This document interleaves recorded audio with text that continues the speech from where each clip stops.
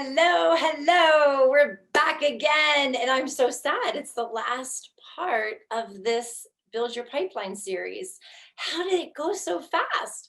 We have been on an absolute amazing journey. And I hope that you have been able to take away a nugget, maybe two or three, on what to do when you're looking at starting your business and generating leads.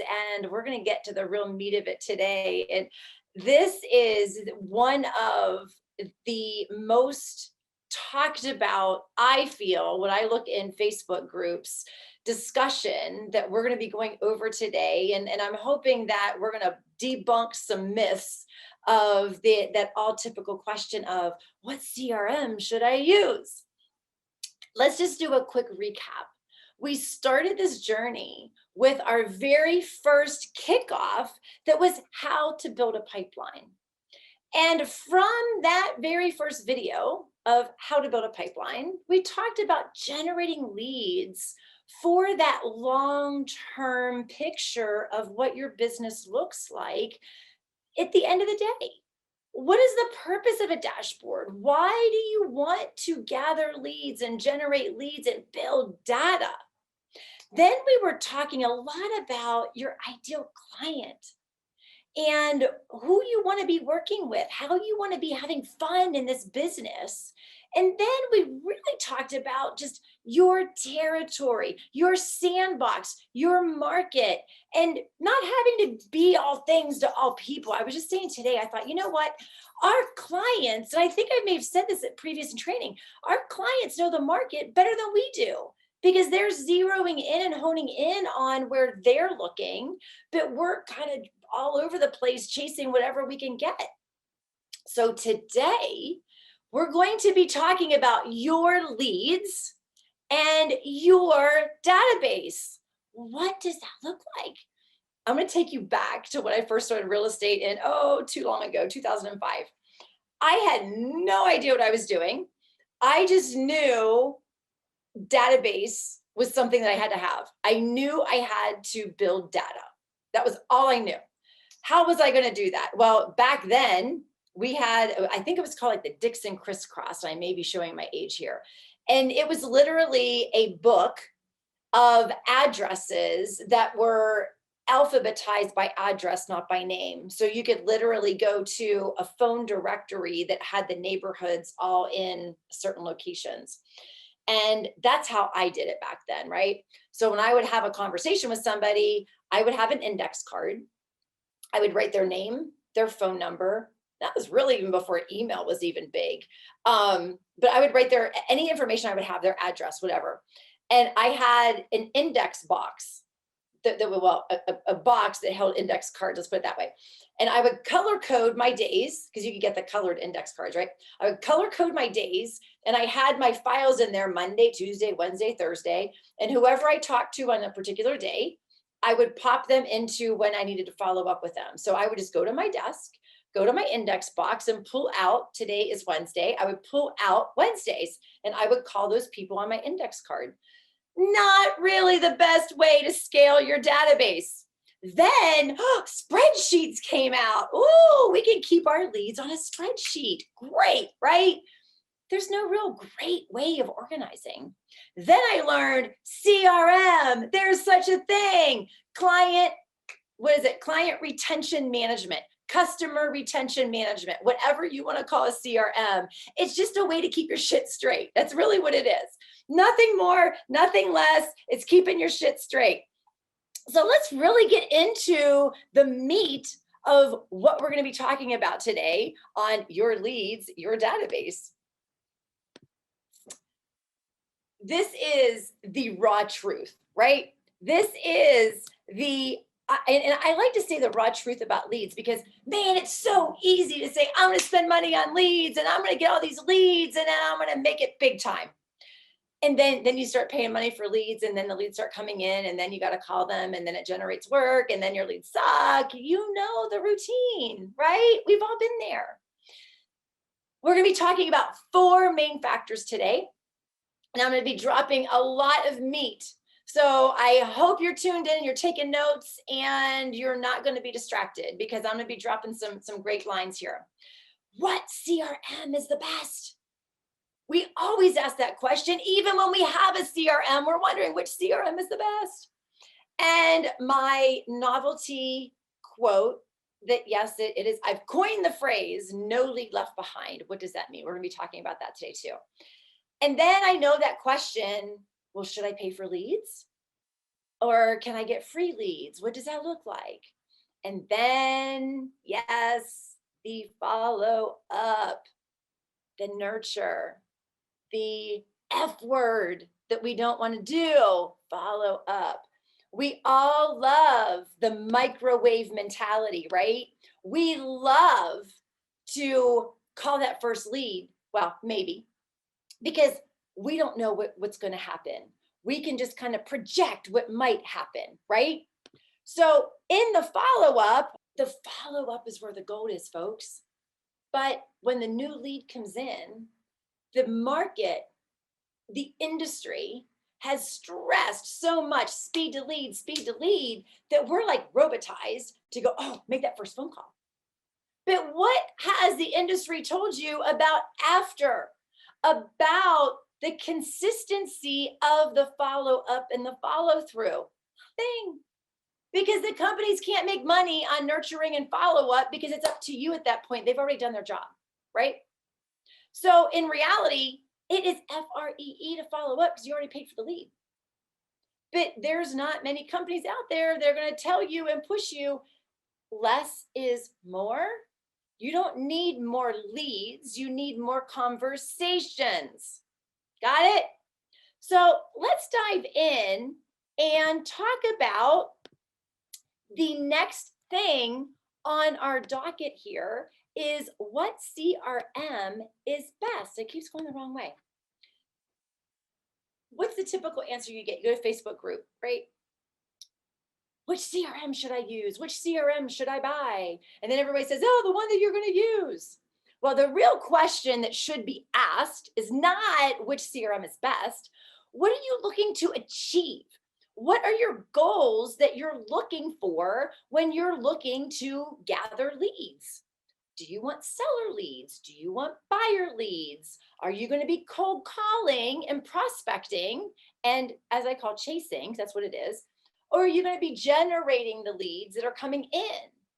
There's a multitude of ways that we're going to be calling leads, generating leads, working leads.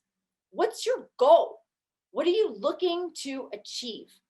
So there's a lot of things that go into that factor. So let's just talk about the different style of leads for a second. All right, maybe a few minutes, not just a second. Seller leads. What are the ways that you can capture seller leads? You're talking expireds, FSBOs, circle prospecting, geo leads, if you haven't heard that term, right? And those are really your seller leads that you can chase. The ones you can attract are the home evaluation leads. Now, when you're looking at these 4 ways, there's different ways to pay for these leads, right? Expireds and FSBOs and circle prospecting. That can all be done through Mojo, RedX. I'm sure I'm going to forget some. Vulcan, Espresso. Those are pretty much the top 4, right? Where you can drop your expireds in and you can call your expireds. You can drop your for sale by owners in, call your for sale by owner. So when you're asking which CRM, there's 4 that I just rattled off just for seller leads. Now let's talk about buyer leads. Well, when we're talking about buyer leads, well, sky's kind of the limit because those are the easiest leads to get. But don't forget, buyer leads are also disguised sellers depending on your market dynamics. I was in a move up market. Atlanta right now, it's transit, it's very transient here. So we have a lot of people coming in. So we have probably more people moving in than we do have in transient. Okay. So we don't have as many disguised sellers coming in as buyers because a lot of them are out of town. So it's really knowing your market. So let's talk about buyer lead generation. I will tell you this, when it comes in a term of a CRM to keep your database, they all suck. There is no other way to say it. There is no perfect platform. There is no save the day, get this one because it is the best. What you have to consider is, what are you using it for and what is your workaround? Or what is your tolerance to certain workarounds? And that's really, at the end of the day, what that means, right? So we're going to be diving into this in a little bit deeper in a couple more minutes, but I just want you to get a concept of what kind of leads do you want, because that's going to determine where you're going to be doing your demos. Do you want seller leads or do you want buyer leads, right?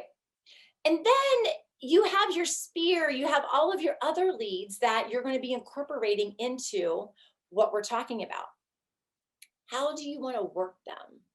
What does your team structure look like? Or what does your personal business look like? How many leads can you handle? And what does your business look like? Are you going to be dialing from your cell phone? Are you okay with that because you're going to have a few leads and you can manage that? Or are you going to have a mass quantity of leads that you need to have a dialer?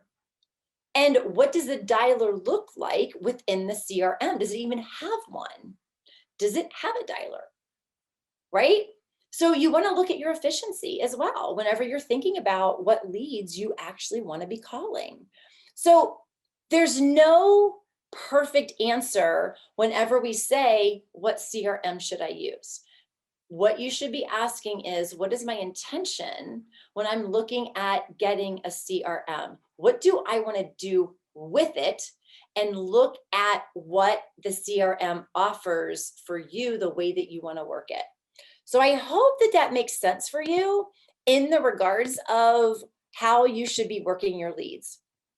So how are you going to be working your leads? And now this is what I'm talking about. And I love this picture because it's like, oh my gosh, no lead left behind, right? This is what I'm talking about when we're looking at what the benefits are of the actual platform. So seller leads, buyer leads, okay? Most of all of the seller leads, your Mojo, your Vulcan, your RedX, your Espresso, they have the dialer in it because that's the only way you're really going to get through seller leads, right? Now, let's talk about housing the leads. So we've talked about different ways that we could generate and different things that we want to be doing with the leads. But let's talk about when the leads are actually in the CRM. What does the CRM do for you? What do I mean by customized call filters? Customized call filters are very important because in this industry, there's really not any best practices or systems set up to be able to, let's just say, hire an inside salesperson to say, sit down and call my leads. Okay, how many times should I call them? How many attempts do I make? When do I give up on them? When do I trash them?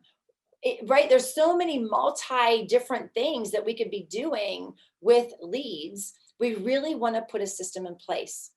The ability to customize call filters. What I mean by that is our strategy that I have been doing since 2012 when I started building. I realized that I had to build something that I could duplicate. And what that means is I could have a system that I could hire somebody to that system. And I knew if I had a people problem or a systems problem.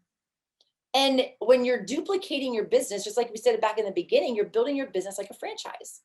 So with customized call filters, you can literally set it up to say, okay, this is your first call filter when you sit down at the desk.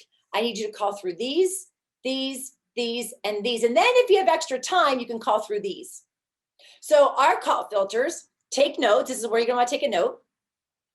If you have internet leads coming in that are buyer leads, the first 14 days are your most crucial to find out where they are in the process. So first filter is new leads. What lead have I not spoke to, or I'm sorry, what lead has come into the dashboard since I was in it last? You're going to call those first. What leads registered the last 14 days that I have not yet spoke to? We make 6 to 8 attempts within 14 days. Now, Here's what's really, really important.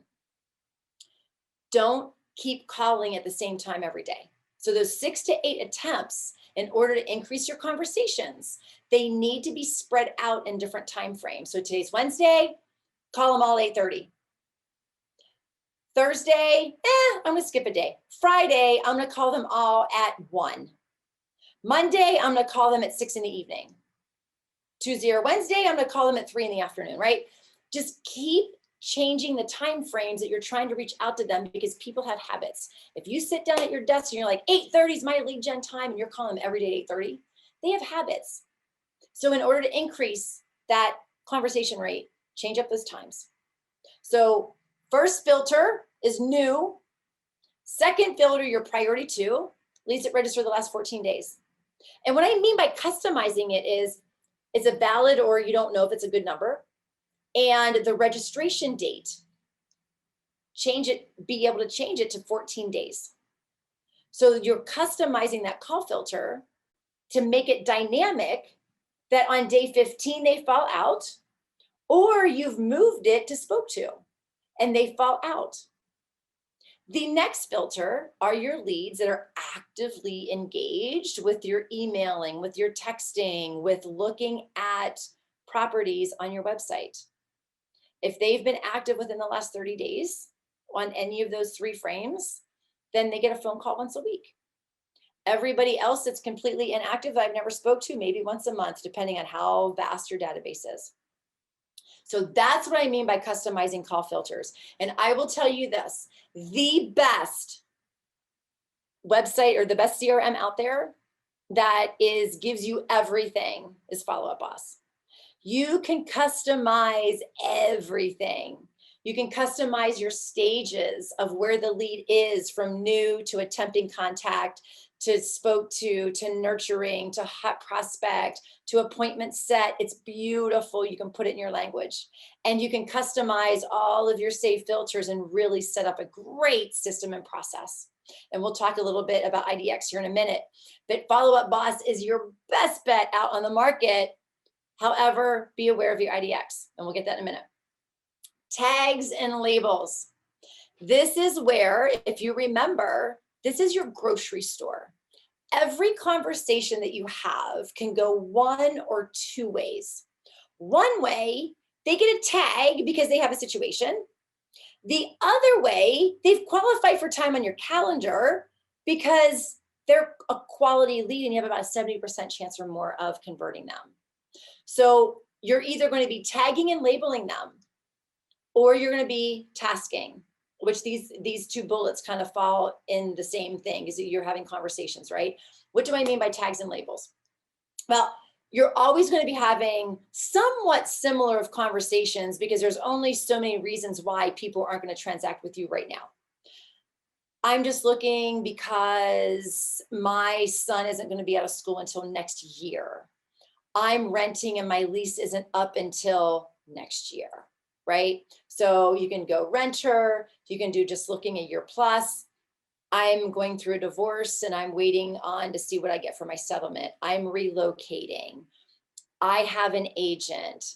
I'm working on my credit. I'm 2 or more years out, right? So we have a difference between like future opportunity leads and buyer lost leads, because God forbid we get the ones that I already purchased. Oh, those sting, right? So just picture all of your leads are sitting back in the storage room, and you're just opening the boxes and you're taking the cereal out and you're putting the cereal in the cereal aisle, and you're tagging it, like Cocoa Puffs go here, Count Chocula goes here, the Cheerios go here. So you're tagging and you're labeling every conversation, but you don't want to have too many, because then it kind of defeats the purpose. So all you're doing is being able to organize your leads. So you want to make sure that your CRM has tags and labels, and please, hashtags. When you enter your tags and your labels, you want them to be sticky. You don't want to have to be able to, like, once you get it in there, you want to be able to apply the same label all the time, because there is a CRM out there that you have to literally type it every time, and you can literally have future opportunity FO has agent 10 different ways because you did a capital H the one time and you didn't the other time. You had a typo one time and you didn't the other time. And it is a nightmare. What is the purpose of tags and labels? To group your leads into micro groups. So when you have conversations and these people say, I have an agent, I have an agent, I have an agent. Well, you can pull up everybody that says they have an agent, and maybe you have a nice seasoned dashboard and you have 75 people in there that say they have an agent. Well, you can pull them all up and look at, when did I call them last? And when did they look last? Oh my gosh, I haven't talked to them in 6 months and they've been actively engaged in my dashboard. Their agent may have dropped the ball. They may have not had plans. And what happens, folks? We all know this. We have those buyers that want to go out looking now. We take them out and show them a property. Yep, I'm their agent. But then they ghost on us. We can't get a hold of them again. And then we forget about them. We don't try to keep up. We're not chasing them. We got other people, right? Those are the people that you have potential of picking up. Why the tags are so important.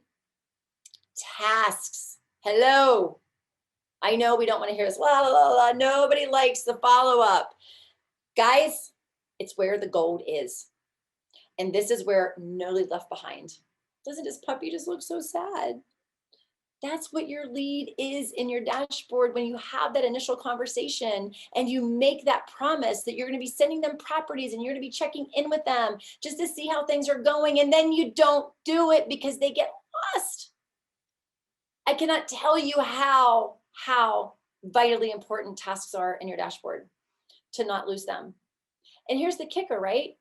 When you have that ability to tag your leads, to task your leads, to move your leads into certain stages, those are all catchways so you don't ever lose the lead. So your tasks never should be more than 10 in a day. And that's if you're working like 200 leads a month, I say 10. Because folks, you have to really decide who is qualifying for time on your calendar.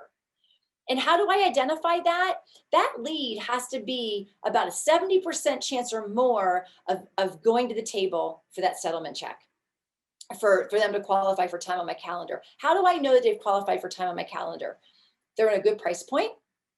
They are not on a beer budget with champagne taste.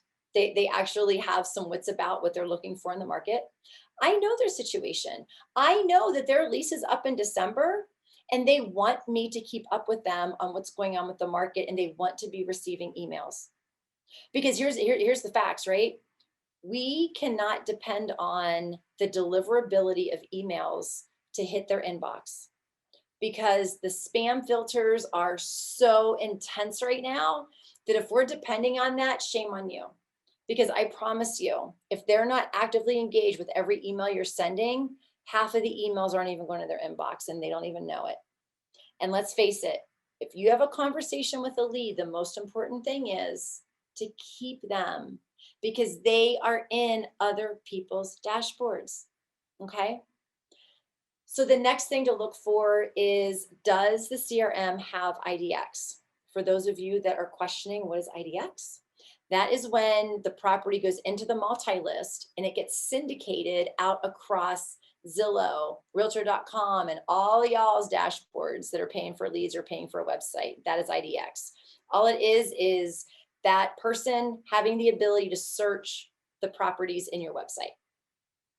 It is crucial, and I cannot tell you how much money is left on the table, especially if you're paying for Realtor.com or Zillow. Get them out of there. Sorry, Zillow, sorry, Realtor.com. However, get them out of there and get them in your database. Keep them. We are in the, and I dare say it because everything's going to activate. We are in the OK Google. We are in the Alexa. We are in the Siri phase. And I got all lights up. I have Google and I have Alexa. So, so everything's lighting up. With that. Sorry, I can't help you with that. You can try. Do you see how easy it is to be able to say, hey, 123 Main Street, how much is that? Right? You can get the answer at the click of a Google or the click of a question, and they end up in someone else's dashboard. So that is what I'm talking about. Get them out of Zillow, get them in your dashboard and keep them active. That's your main job. So if they're in Zillow and you're attracting the lead and you're not putting them into your dashboard, they're just going to stay on Zillow and go to other agents. So make sure, and that was the one thing with Follow Up Boss. It is an amazing CRM, but make sure it's connected somehow, some way to an IDX. And all of this for the reason of efficiency. That is the primary reason why you want all of these things in your CRM. And the workaround, right? Because I dial thousands of leads. And my rule of thumb is 23 seconds a lead, next 23 seconds, next 23 seconds. Why 23 seconds? It's approximately 4 rings on the other person's phone. So think about it. If your phone rings more than 4 times, and predominantly it's your cell phone, you're kind of annoyed by the time that 4th ring hits, because you're carrying your groceries, you're carrying your kids, your hands are full, you can't get to the phone, or you're on the other line and you're trying to get off of that phone to get to connect to the next call and you can't do it. So 4 rings, next.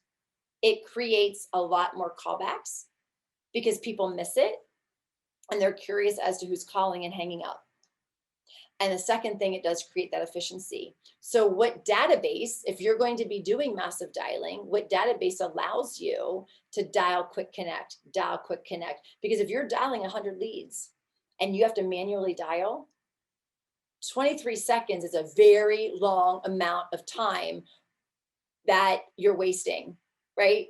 Because it takes you more than 23 seconds to dial a damn phone. And for me, I'm used to like the keypad, like the numbers on your keyboard. They're backwards from the numbers on the phone. So I forever dial wrong numbers.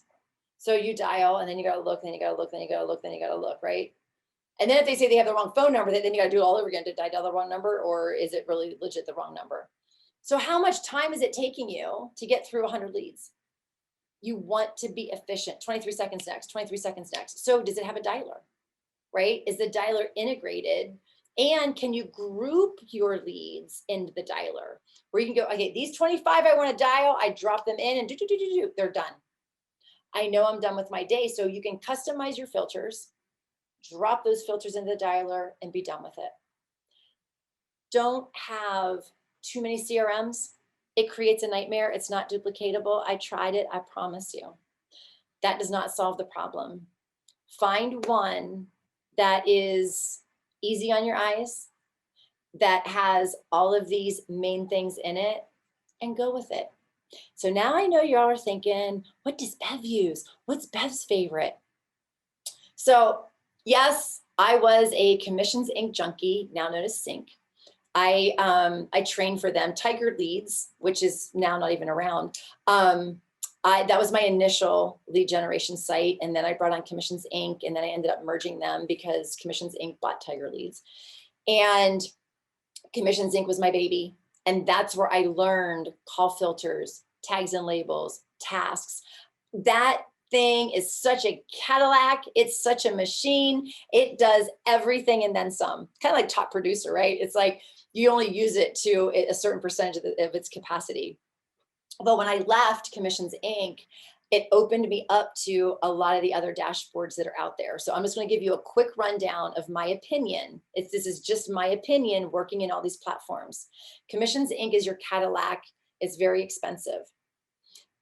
Sierra Interactive is the one that I'm using personally for my real estate team. I like it because it not only has the dialer in it, but it records all of our calls. And they do have an app. And app was probably something I should put in here. Commissions Inc. has an app. It does not record the phone calls. That's really the only download that I don't like with Commissions Inc. is I love my calls recorded because I can't get better if I don't listen to my calls. And my agents can't get better if I can't listen to their calls. So I love the fact, so Sierra has everything and then some, very affordable. I mean, those are really, Sierra Interactive is really my favorite. You've got Boomtown out there, you've got Firepoint out there. They're not as easily workable. And if you do demos with them, you will completely understand and see why. And that's why I said they all work, right? Google PPC. And it's really which group, because I feel each group kind of has its own little energy. And what group do you want to surround yourself with? Who are the people that are using these systems that you want to be mingling with? And start interviewing, start popping it out on the boards. Hey, who has this site? Who has this site? Who has this site? And just see who you mesh with, right? Find your tribe. And that's really how you're going to make that determination. Now, should you pay for leads? Well, that really is all dependent upon really how much money you have behind you. Do you have reserves? Do you trust yourself to convert?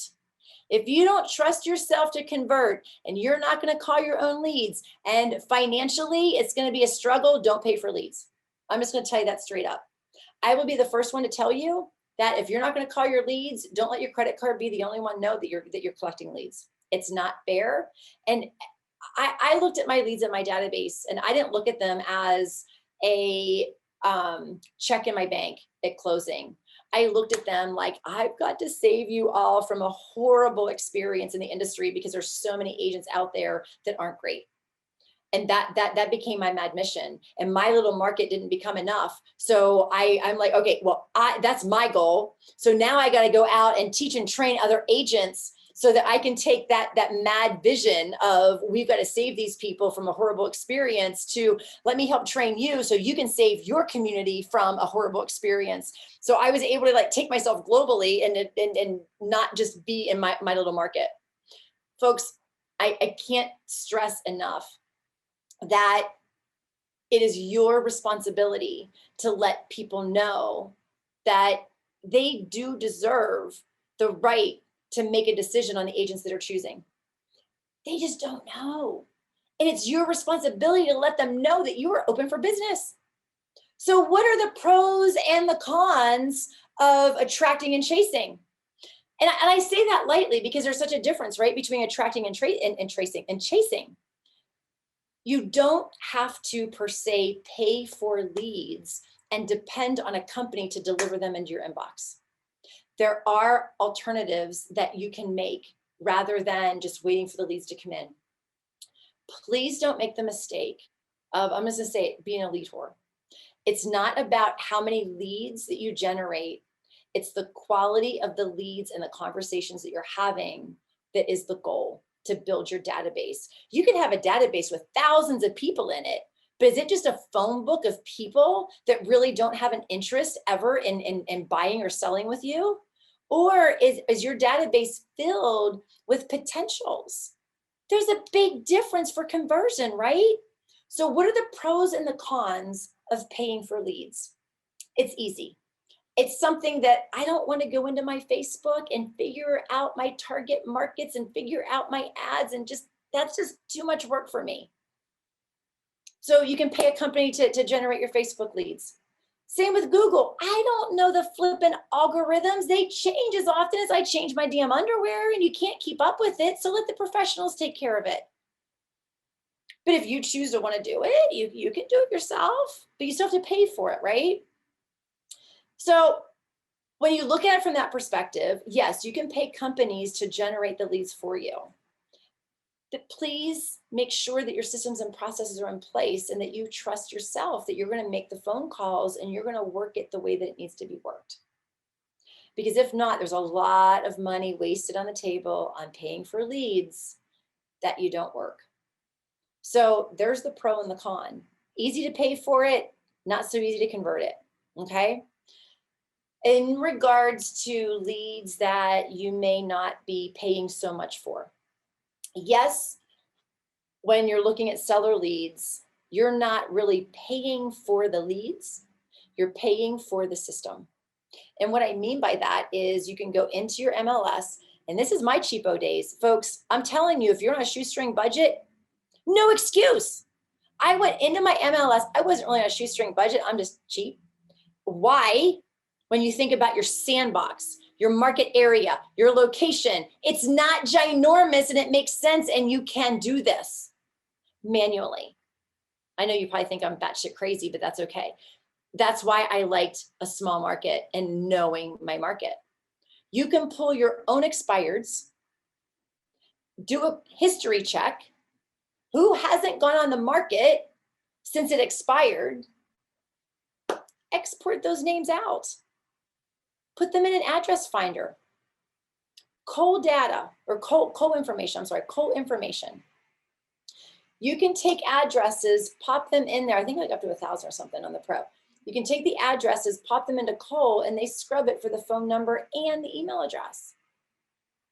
So all you do is you're paying for the system. It's like 800 bucks, 80 to 900 bucks for a year. So it's like 60 to 80 bucks a month. And you can pull any list, any circle prospecting list, and just drop it in and get the phone numbers and the emails.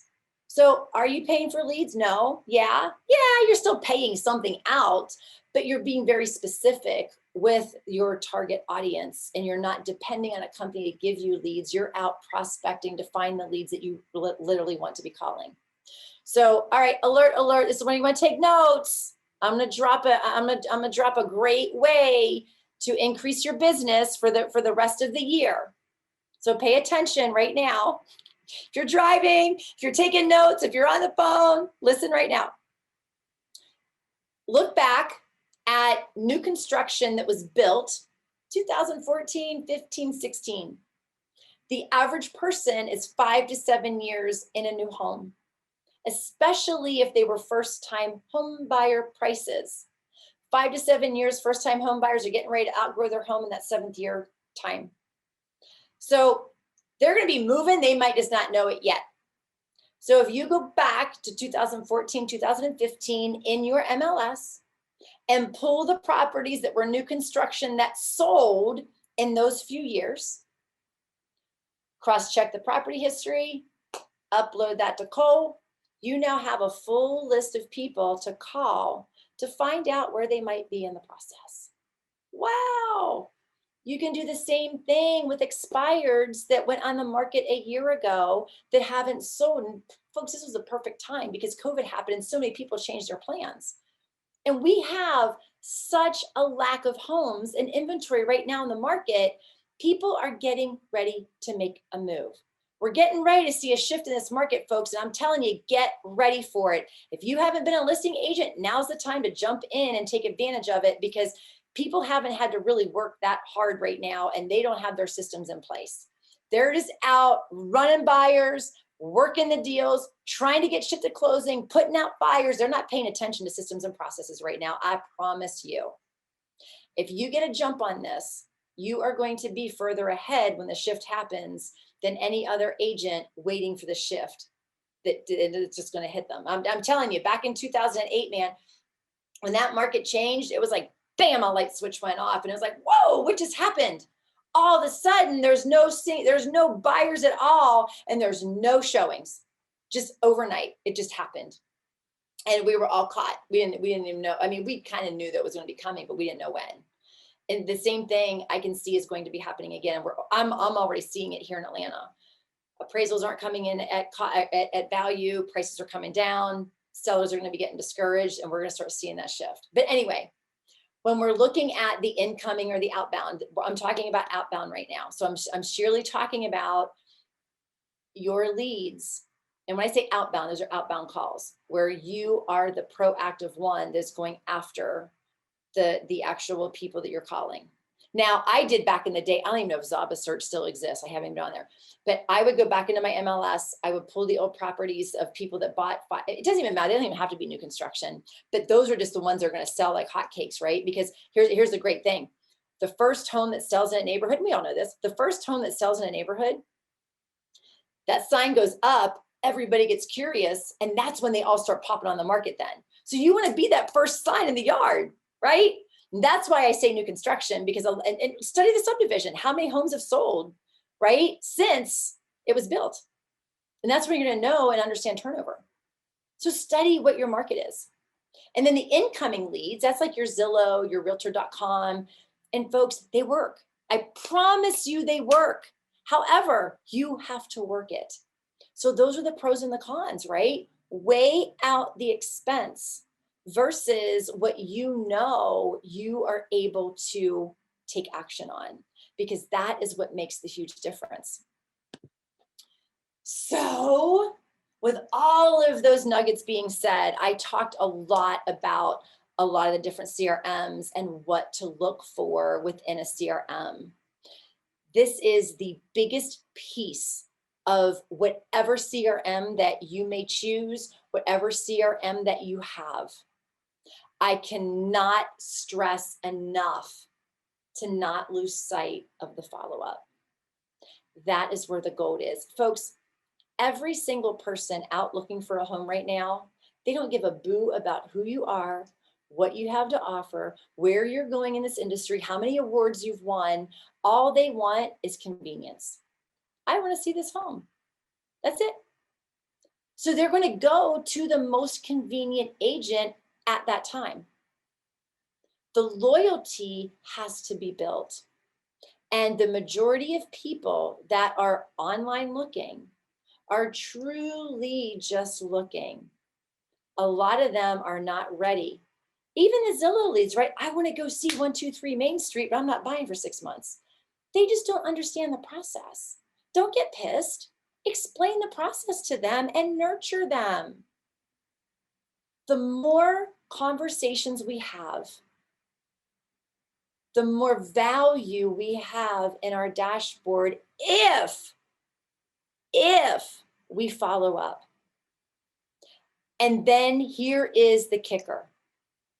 They don't answer the phone when I call back. It's okay.